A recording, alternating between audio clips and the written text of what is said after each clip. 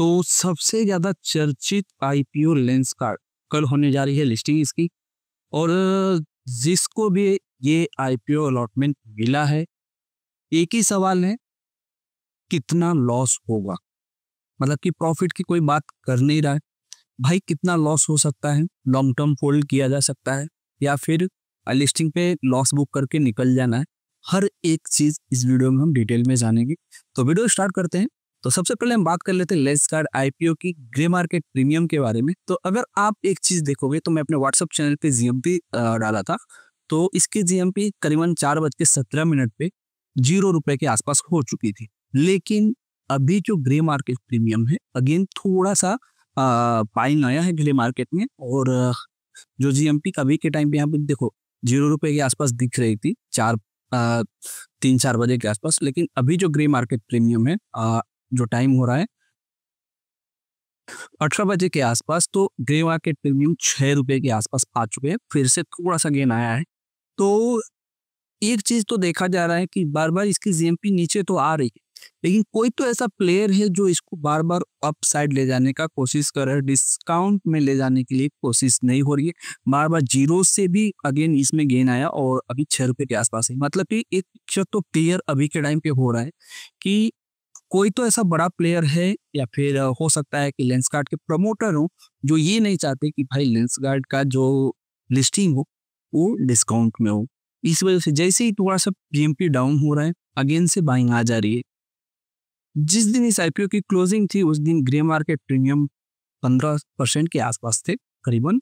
और उसके बाद से लगातार गिरावट आई और एक ब्रोकरेज फर्म ने इसमें सेल की रेटिंग भी दे दी।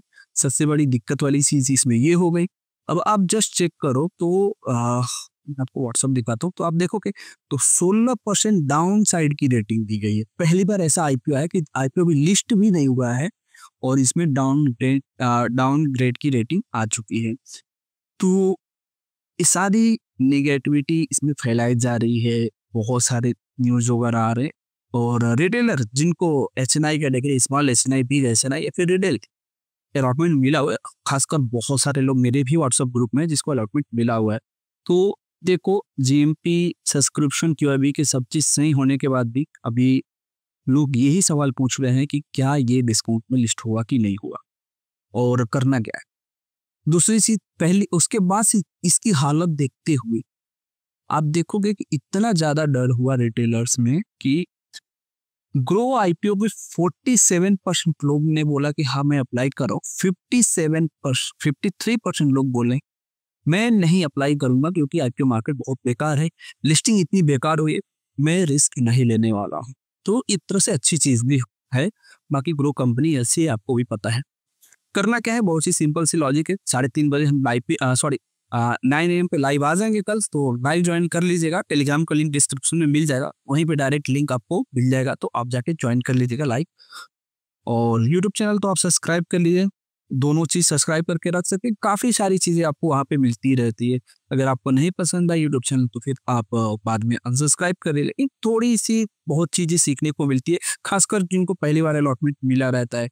अब हमने क्या किया था, जो ओरकला इंडिया में आईपीओ था, जितने भी मेरे पुराने सब्सक्राइबर थे या फिर जितने लोग लाइव आए थे, मतलब लाइव ज्वाइन किए थे, सबने यही बोला कि अभिषेक भाई आपके वजह से डिस्काउंट में तो एटलीस्ट हमने सेल नहीं किया, आपके वजह से कुछ ना कुछ प्रॉफिट लेके हम निकल गए। आपकी बात सुने और हमने सेल किया। किसी ने 450 पे प्री मार्केट में ही निकाल दिया, किसी ने ₹430 वापस गया था, मैंने उनको वापस मैसेज डाला भाई 430 आ गया, अब कॉस्ट टू कॉस्ट निकल जाओ। अभी जो अभी जो जीएमपी है उसकी, सॉरी मैं 430 बोल रहा था, एक्चुअली वो 730 प्राइस था। तो जब 730 भी गया था तो वहां पे मैंने बोला था कि 730 पे भी आप तो निकल। अभी जो करंट सिचुएशन है वो 700 के आसपास प्राइस आ चुका है। अगर मैं इसका चार्ट देखता हूँ तो 1 मिनट अगर मैं देखता हूँ, हाँ तो बराबर 700 के आसपास आ गया है। आप जाके लाइव वीडियो भी चेक कर लेना। लाइव पे ही हमने सबसे पहले, जैसे मैं लाइव आया, एक ही चीज बोला भाई आज ही बेच के इसको निकलना है, चाहे हम प्री में बेचे चाहे होल्ड करके रखें। और मेरे पास 10 क्वांटिटी बची थी, मैं आप लोग के सामने 10 क्वांटिटी भी सेल कर दिया। सेम इसमें भी हमें लेंसकार्ट में भी करना है। 2%, 5%, 10% के चक्कर में नहीं पड़ना है।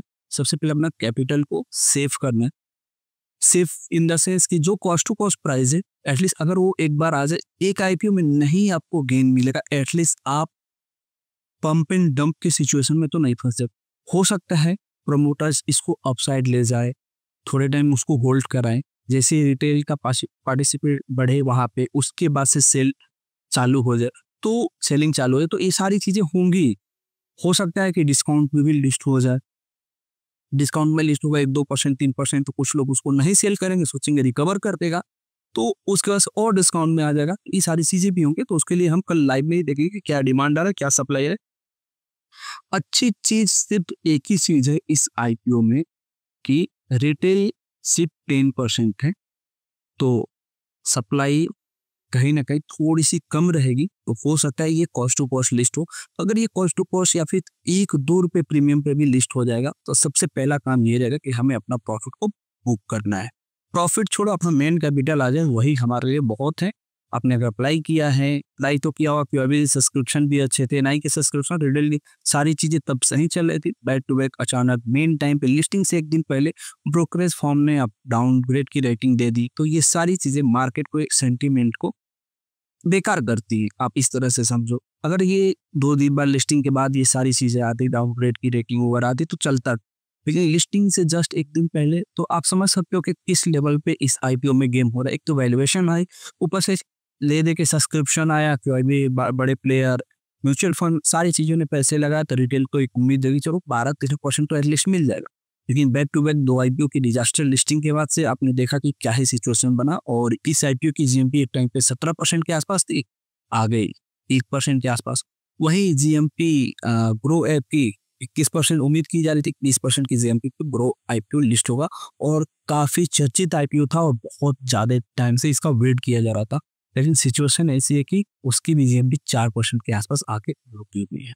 अगर कल के दिन लेंसकार्ट आईपीओ अच्छे प्रीमियम पे लिस्ट होता है, तो फिर ग्रो में उम्मीद की जा सकती है कि हमें अच्छी लिस्टिंग देखने को मिल जाएगी। अदरवाइज ग्रो भी कॉस्ट टू कॉस्ट या हल्की फुल्की प्रीमियम पे लिस्ट होगा।